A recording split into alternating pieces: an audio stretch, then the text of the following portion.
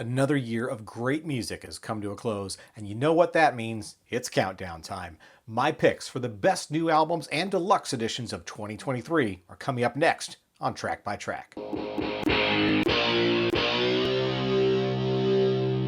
Hey everybody, my name's Kyle and this is Track by Track, music reviews, news, and commentary. Thanks for tuning in today, and if this is your first time here, please take a second to click subscribe so you won't miss future reviews and more.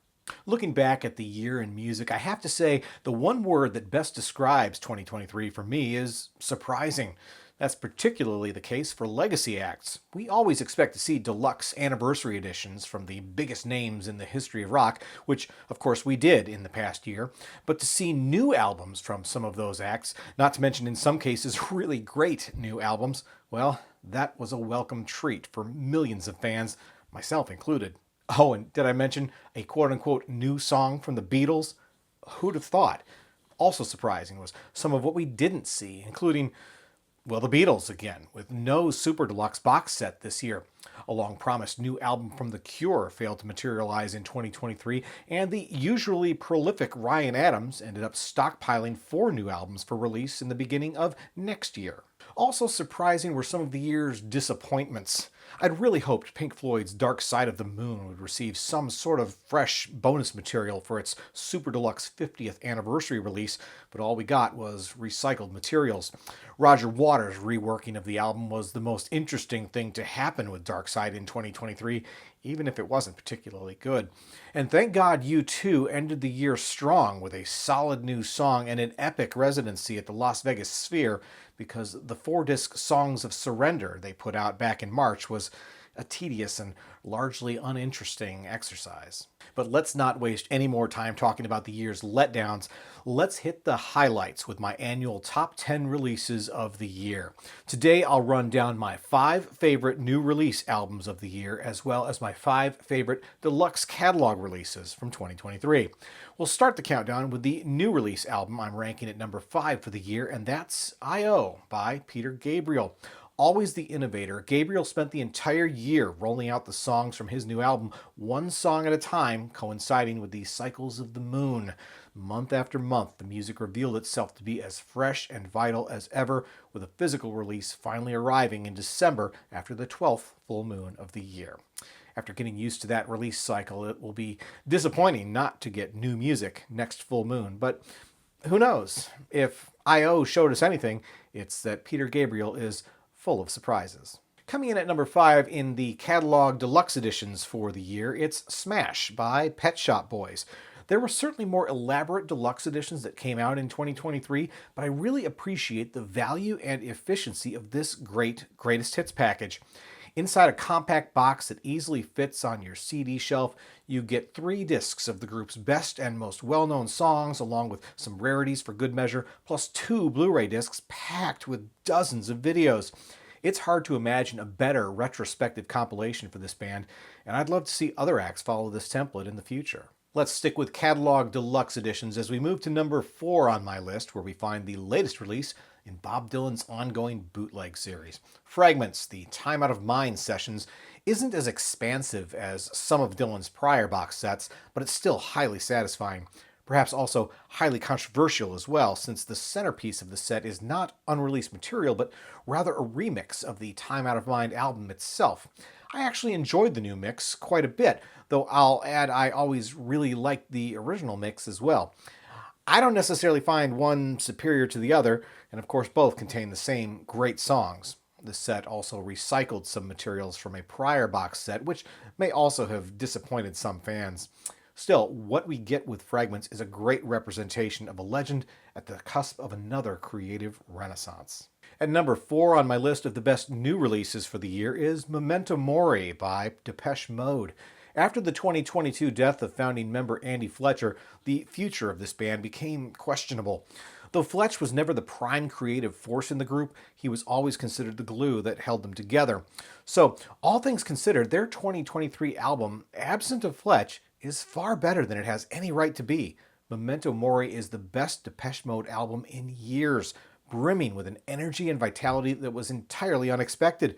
If Dave Gahan and Martin Gore can sustain this new phase of Depeche Mode as a duo, I'm genuinely excited to hear what comes next. Continuing on to third place in new releases is a band I'm almost positive you haven't heard of, unless perhaps you recall me talking about them in my Best of 2020 video.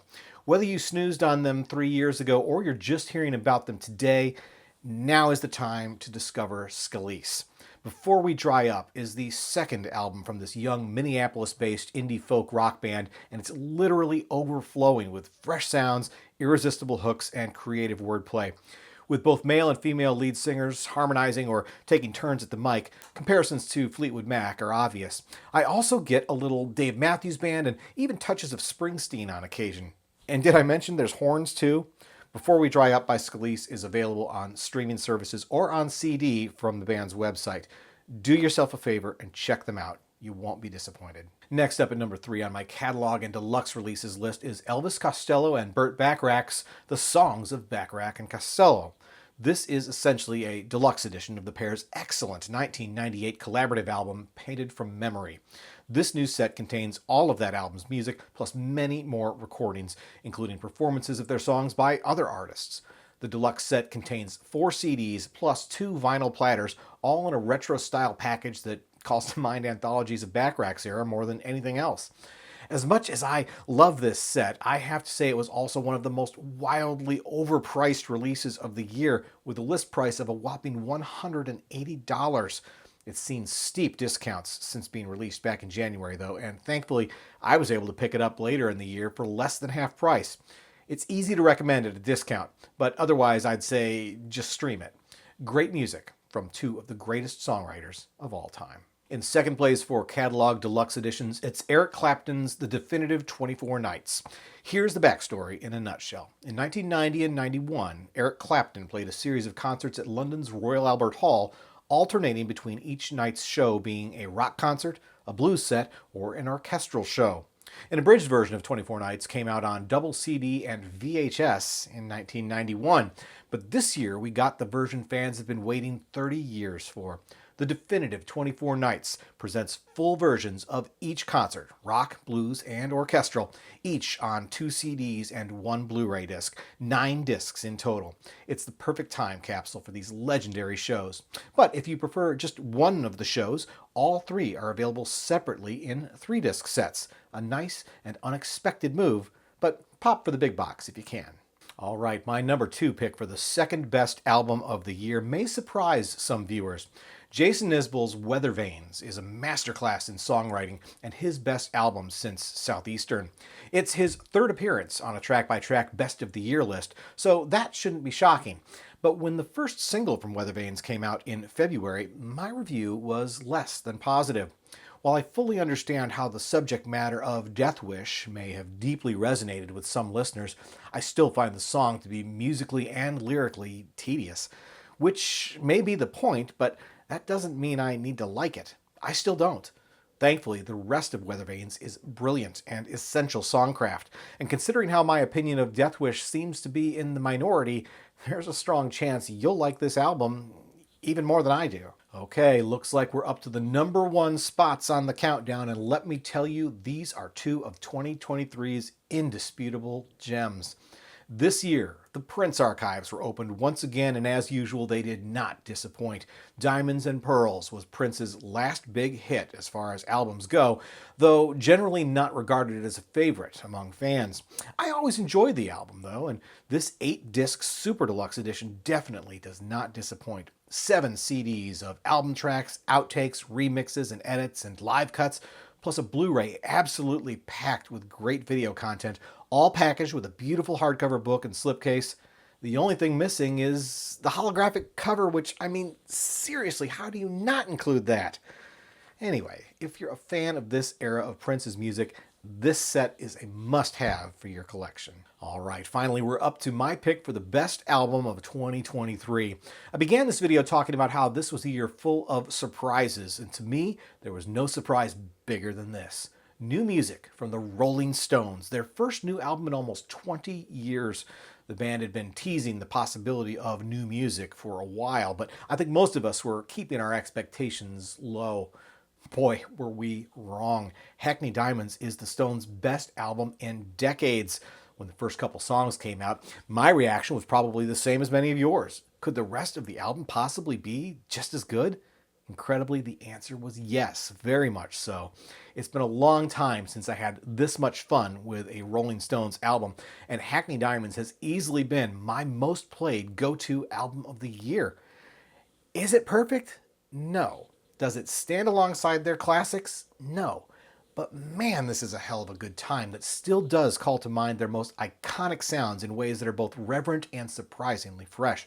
And if the band's comments are true, that they actually recorded twice as many songs than they put on the album, we could see even more new Stones music in 2024. Here's hoping more gems are on the way. So before we wrap up, I do want to acknowledge that my lists are unquestionably, shall we say, male-dominated.